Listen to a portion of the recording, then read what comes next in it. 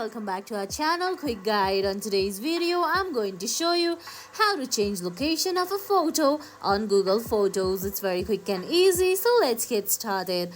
First, open the Google Photos app on your phone. If you don't have the app yet, you can get it from Google Play Store or the Apple App Store. Once you do that, launch the app and sign in with your Google account. Now on your screen you're gonna find photos that hasn't backed up and the photos from your phone. Well, to do that you have to have the photos backed up on your Google account. Open the photo that has a location and is backed up on your phone.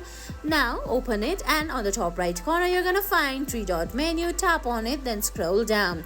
Now you can see the location of the photo there, and right beside the location you can find a small pencil like option at the right side.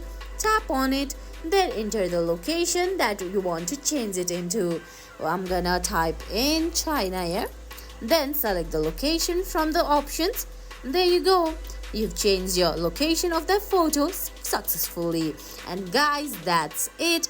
That's how you change the location of a photo on Google Photos. I hope you found this video helpful. If you did, please give it a thumbs up, leave a comment, subscribe to our channel and hit that bell icon. See you in the next video.